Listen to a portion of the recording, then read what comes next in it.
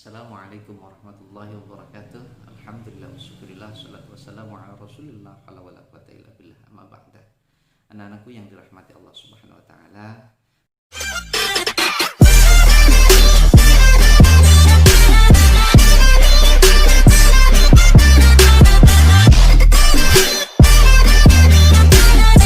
pada pagi hari ini kita masih diberikan kesempatan untuk bersua di dalam satu agenda, yaitu penyampaian materi Quran Hadis. Jadi insya Allah mulai dari saat ini dan 1 tahun ke depan kita akan bersama-sama untuk mempelajari pelajaran Quran Hadis. Ada beberapa hal yang ingin saya sampaikan terkait dengan mata pelajaran Quran Hadis ini. Yang pertama adalah bahwa tahun ini ada pergantian KMA atau Keputusan Menteri Agama terkait dengan materi PAI. Dalam hal ini diantaranya adalah mapel Quran Hadis, dan itu pelaksanaannya dari KMA 165 tahun 2016 tergantikan dengan KMA 183 dan 184 sebagai petunjuk teknisnya yang akan dilaksanakan mulai tahun ajaran ini. Maka dari itu materi nanti akan kita pelajari adalah terdiri dari beberapa bab yang kesemuanya itu insya Allah akan kita sampaikan. Dan terkait dengan pembelajaran ke depan yang akan kita lakukan adalah setelah kalian nanti tatap muka, tidak harus saya yang berbicara, tetapi nanti bisa saya bentuk dalam bentuk kelompok-kelompok, kemudian saya bagi tema-tema yang ada dan kalian bisa melakukan presentasi dengan mengawali membuat makalah dahulu atau materi daripada diskusi itu. Kemudian kalian bisa maju dengan satu teman satu kelompoknya akan terbagi, ada yang sebagai natulennya, kemudian ada yang moderatornya, dan ada yang narasumbernya. Kemudian nanti saya akan ikut di dalam diskusi tersebut, sehingga saya nanti tinggal meluruskan yang belum lurus, tinggal menambahkan yang masih kurang. Tetapi karena kondisi saat ini kita masih belajar secara virtual, maka dari itu mau tidak mau adalah saya harus menjelaskan materi-materi yang menjadi tanggung jawab saya untuk disampaikan kepada kalian melalui melalui buku yang sudah saya unduh, nanti akan saya bagi kepada kalian yang bisa kalian belajar di rumah sendiri. Selebihnya dalam 1 minggu sekali kita ada satu kesempatan untuk menyampaikan materi itu. Insya Allah nanti kami akan menyampaikan melalui link YouTube yang nanti akan kita bagikan, kemudian kalian bisa mempelajari dari rumah ya. Ingat bahwa setiap materi itu pasti saya sampaikan tujuan daripada pembelajarannya, kemudian targetnya, kemudian nanti di akhir pasti ada tugas yang harus kalian kerjakan. Sehingga saya yakin kalau kalian setiap hari sudah tetap ada niatan yang kuat untuk thalabul ilmi, kemudian mengawali ketika kondisi pandemi ini adalah berlaku kurikulum darurat, sehingga kalian mulai dari jam 7 itu ketinggian matahari sudah 1 tombak lebih, sehingga kalian bisa mengawali dengan sholat duha dahulu. Bisa 2 rakaat, bisa 4 rakaat, ataupun 8 rakaat, terserah kalian. Kemudian nanti diakhiri dengan doa sholat duha itu sendiri. Sudah hafal ya teman-teman, karena sudah dilakukan beberapa hari. Setelah itu kalian bisa melakukan tadarus Al-Quran sebagaimana yang dilakukan setiap hari. Dan setelah itu sebagai presensinya adalah kalian melaporkan kepada guru kelas kalian. Semoga pembelajaran ini terus berlanjut dan kalian mendapatkan berkahnya. Amin Allahumma amin. Teman-teman, kita akan memulai dari bab yang pertama, yaitu akan berbicara atau membahas tentang hakikat penciptaan manusia. Dan perlu saya sampaikan di dalam pembahasan ini, sebagai tujuan pembelajaran yang pertama adalah kalian mampu menganalisis surat Al-Mu'minun ayat 12 sampai dengan 14, kemudian surat An-Nahl ayat 78, surat Al-Baqarah ayat 30 sampai dengan 32, surat Al-Dzariyat ayat 56, serta hadis riwayat Muslim tentang penciptaan manusia. Selain itu, kalian juga mampu menyebutkan setiap mufradat dari surat-surat yang saya bacakan. Kemudian mampu menganalisis kandungan daripada ayat-ayat tersebut. Kemudian selebihnya adalah kalian mampu menunjukkan perilaku sebagai orang yang memahami dari kandungan ayat maupun hadis tentang hakikat penciptaan manusia. Berbicara tentang proses kejadian manusia adalah akan mengarah kepada satu kesadaran bahwa manusia adalah makhluk Allah Subhanahu wa taala yang paling sempurna. Kata Allah, "Inna khalaqnakum fi ahsani taqwim."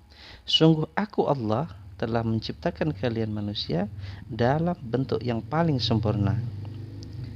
Kesempurnaan yang dimaksud itu adalah bisa dilihat dari fisiknya serta potensi daripada manusia itu sendiri. Memang pada kenyataannya manusialah yang unggul dan tidak ada yang menandingi daripada potensi manusia itu sendiri. Oleh karenanya, pantaslah jika manusia sebagai makhluk yang mulia di alam semesta ini ditunjuk Allah sebagai seorang khalifah, sebagai khalifah.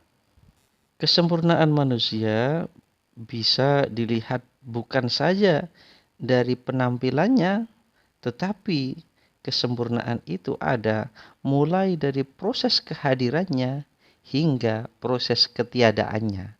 Ini menunjukkan bahwa manusia adalah makhluk yang paling dicintai Allah dan paling mulia. Ditinjau dari segi proses penciptaannya, manusia mengalami serangkaian proses yang sangat unik dan sungguh menakjubkan, di mana proses ini jauh melebihi daripada makhluk-makhluk Allah yang lainnya.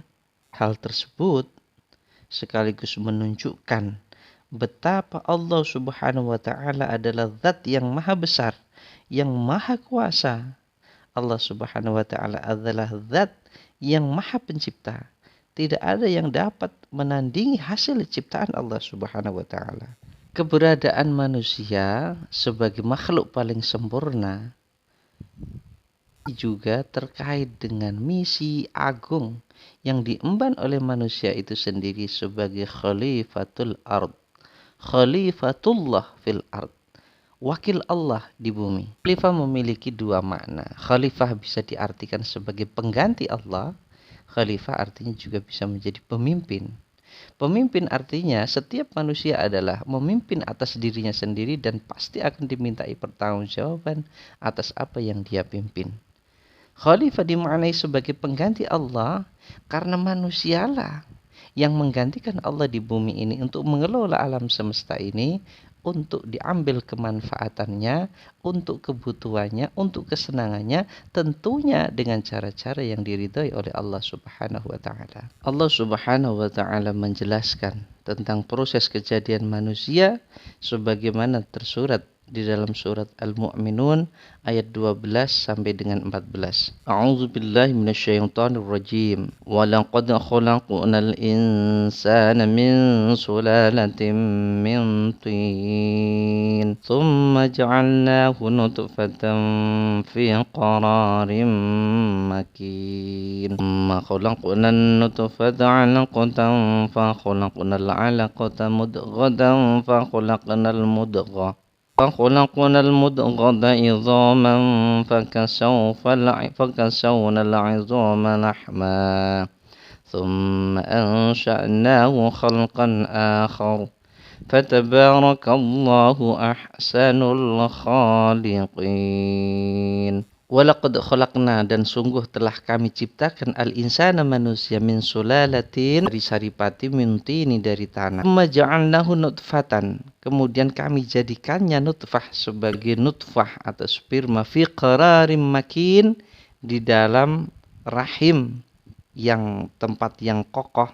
Tsumma khalaqna nutfah, kemudian kami jadikan sperma itu alaqatan, menjadi segumpal darah. Khalaqnal alaqah mudghah, kemudian aku ciptakan segumpal darah itu mudghah, menjadi segumpal daging. Wa khalaqnal mudghah, kemudian kami jadikan segumpal daging itu idhaman, kemudian dimunculkan tulang belulang. Fakausawna, kemudian kami menutupnya al-'izama, dari tulang itu, lahman, dengan daging. Ansha'nahu, kemudian aku tumbuhkan akan menjadi makhluk akharan yang satunya. Fatabarakallahu, barakallahu, kemudian Allah berikan berkah, ahsanul khaliqin, sebagai sebaik-baik ciptaan. Terjemahan dari ayat tersebut adalah, dan sungguh kami telah menciptakan manusia dari sari pati tanah.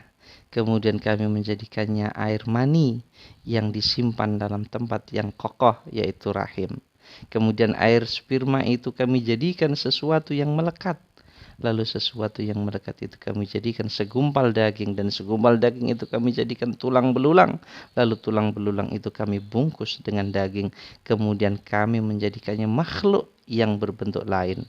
Maha suci Allah, pencipta yang paling baik. Betapa dalam ayat tersebut Allah Subhanahu wa taala menjelaskan sebuah rangkaian proses yang begitu unik akan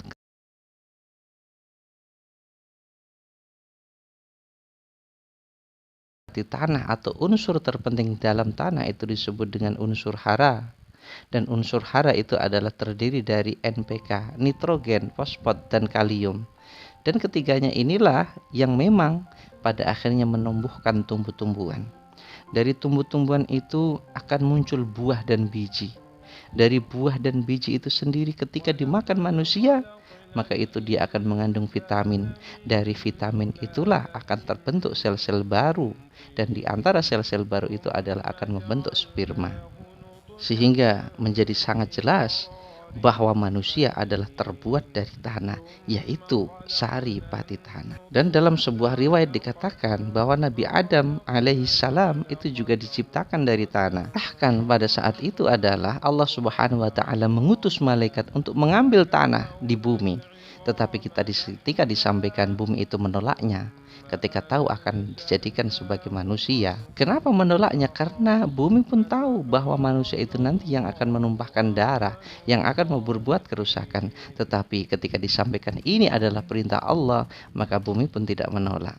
Kemudian pada akhirnya malaikat Israel mengambil tanah itu, kemudian diserahkan kepada Allah Subhanahu wa taala. Kemudian dibentuk dalam sebuah bentuk, kemudian ditiupkan ruh, dan jadilah manusia pertama kali, yaitu Nabi Adam alaihissalam.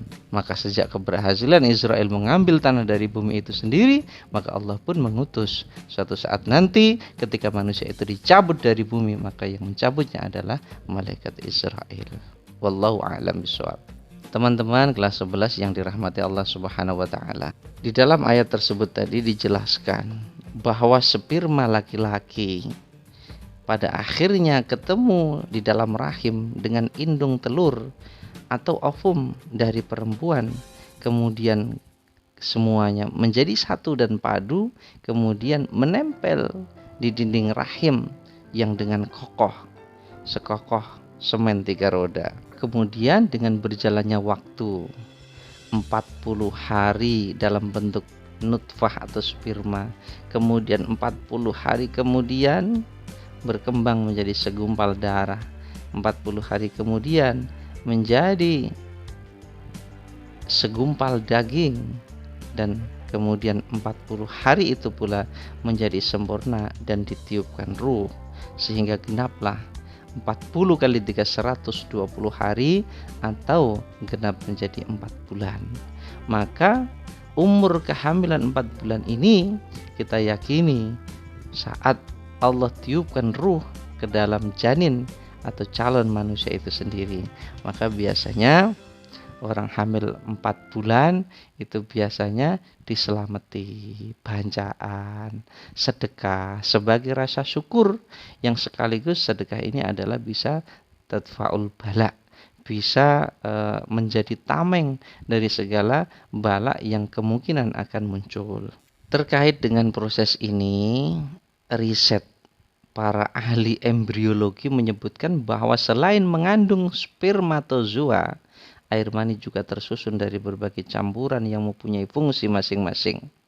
Misalnya mengandung gula yang diperlukan untuk menyediakan energi bagi spermatozoa, menetralkan asam di pintu masuk rahim, dan melicinkan lingkungan agar memudahkan pergerakan sperma. Lebih lanjut dikatakan, sebelum proses fertilisasi atau pembuahan terjadi, sekitar 250 juta sperma terpancar dari laki-laki pada satu waktu menuju sel telur, yang jumlahnya hanya satu atau beberapa di setiap siklusnya. Sperma-sperma itu melakukan perjalanan yang sulit menuju sel telur. Karena saluran reproduksi wanita yang berbelok-belok, kadar keasaman yang tidak sesuai dengan sperma, adanya gerakan menyapu dari saluran reproduksi wanita, dan juga gaya gravitasi yang berlawanan. Hanya 1000 dari 250 juta sperma yang berhasil mencapai sel telur. Tersebut hanya akan membolehkan masuk satu sperma saja. Setelah masuk dan menjadi fertilisasi pun, belum tentu zigot ini akan menempel di tempat yang tepat di dalam rahim perempuan. Makanya kadang ada pembuahan terjadi itu di luar rahim. Makanya kalau itu dibiarkan bisa berbahaya bagi sang ibu. Ada cerita ketika sperma laki-laki bergabung dengan sel telur wanita, terbentuklah sebuah sel tunggal. Sel tunggal tersebut akan berkembang biak dengan membelah diri hingga akhirnya menjadi segumpal daging.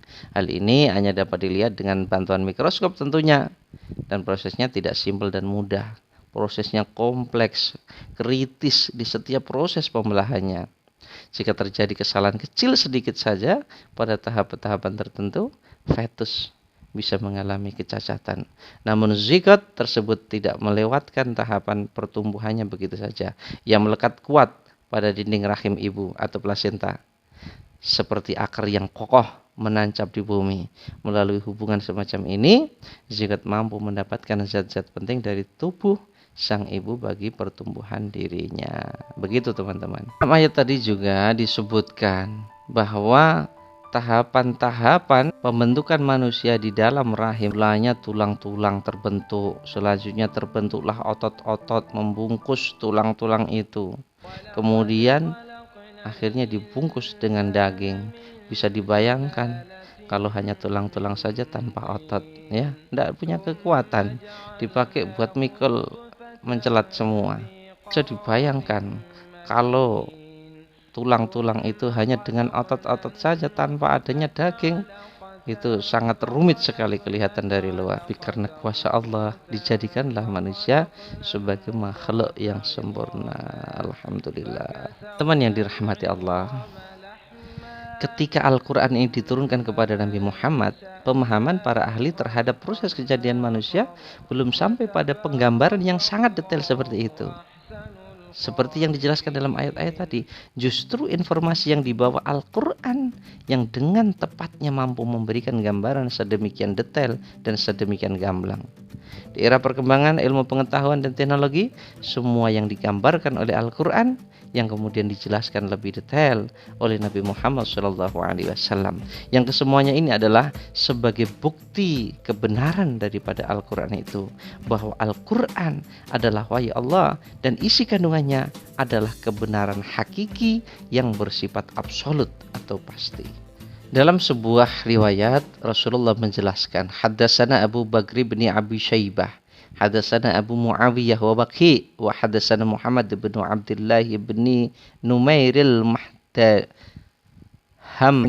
Hamdani wal lafdhu lahu haddatsana Abi wa Abu Muawiyah wa Waqi' qalu haddatsana al-A'mash an Zaid bin Wahb an Abdullah qala haddatsana Rasulullah sallallahu alaihi wasallam wa huwa shadiqul masduq inna ahadakum yujma'u khalquhu fi batni ummi 40 yawman thumma yakunu fi dhalika 'alaqatan misla dhalik thumma yakunu fi dhalika mudghah misla dhalik thumma yursalul malaku fayanfukhu fihi ar-ruh wa yu'maru bi 4 kalimat bikatbi rizki wa ajali wa amali wa syaqiyun am sa'idun fawalladzi la ilaha ghairuhu inna ahadakum la ya'malu bi amali ahli jannah hatta ma yakunu bainahu wa bainaha illa dhira' fa yasbiqu alaihi alkitab fa ya'malu bi amali ahli nar fayadkhuluha wa in ahadakum la ya'malu bi amali ahli nar hatta ma yakunu bainahu wa bainaha illa dhira' fa yasbiqu alaihi alkitab fa ya'malu bi amali ahli jannah fayadkhuluha.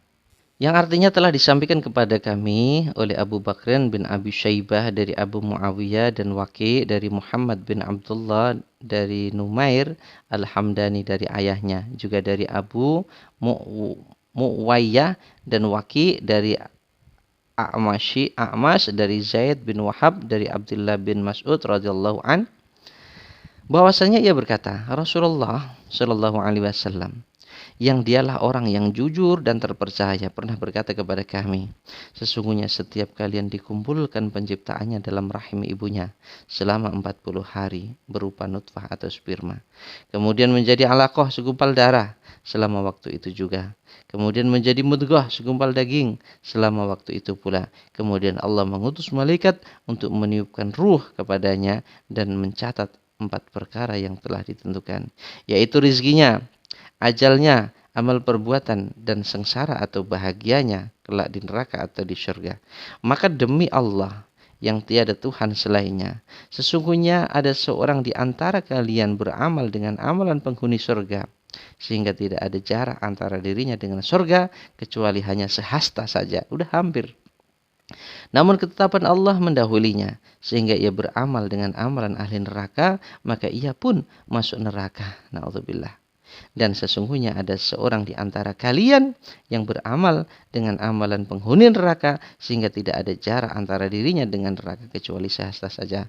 Namun ketetapan Allah mendahulinya, sehingga ia beramal dengan amalan ahli surga, maka ia pun masuk surga.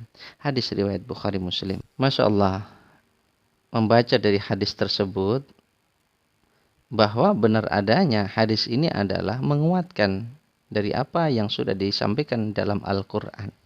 Dan dalam hadis ini juga Rasulullah menerangkan bahwa hakikatnya apa yang akan terjadi di setiap calon manusia itu sendiri sudah Allah tentukan sejak roh itu ditiupkan. Si janin ke depan nanti rizkinya akan begini, umurnya akan sampai pada sekian tahun, kemudian amal perbuatnya begini, ataukah nanti masuk surga dan nerakanya, semuanya sudah diatur oleh Allah Subhanahu wa taala. Kesempatan lain dikatakan ada 2 kekuatan besar yang di dunia ini yang memang kekuatannya sangat besar. Yang pertama adalah qadar atau ketentuan Allah. Yang kedua adalah doa. Bahwa segala hal sudah ditentukan.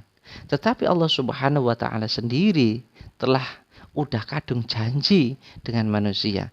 Ud'auni astajib lakum. Mintalah kepadaku, niscaya akan aku kabulkan.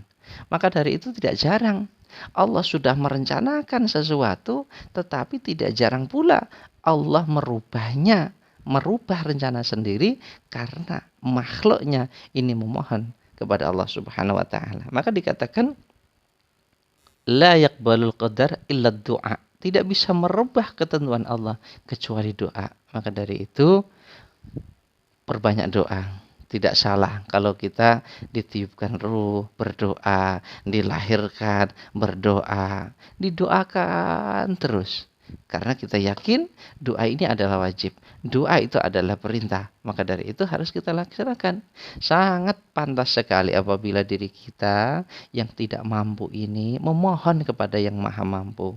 Sangat layak sekali diri kita yang sangat ringkih ini menyandarkan diri pada sesuatu zat yang maha kuat, yaitu kekuatan Allah Subhanahu wa taala. Sehingga pada akhirnya kita yang sudah kadung menjadi manusia ini hanya melakukan ikhtiar sebagai kewajiban, selebihnya adalah kita menguatkan doa kita, permohonan kita, mujahadah kita, takarrub kita untuk ndp, untuk berharap seharap-harapnya dan memohon kepada Allah Subhanahu wa taala akan takdir, akan ketentuan yang baik-baik, dan pada akhirnya kita akan dimasukkan ke dalam golongan orang-orang yang mendapatkan keberuntungan. Demikian yang bisa saya sampaikan, dan sebagai tugas untuk kalian adalah coba dirinci kembali, jelaskan kembali proses penciptaan manusia secara gamblang, diulang bahwa berdasarkan ayat tersebut bagaimana proses penciptaan manusia. Kemudian pertanyaan yang kedua adalah bagaimana kita sebagai manusia menyikapi. Di satu sisi Allah telah menetapkan 4 perkara, mulai dari umur kita, rezeki kita, kemudian nasib kita ke depan, amal perbuatan kita, ini sudah ditentukan. Tetapi di sisi lain kita diwajibkan untuk melakukan upaya-upaya, ikhtiar usaha-usaha. Coba Anda gabungkan antara ketentuan Allah dengan usaha yang kita lakukan. Bagaimana kita harus mensikapinya? Terima kasih. Assalamualaikum warahmatullahi wabarakatuh.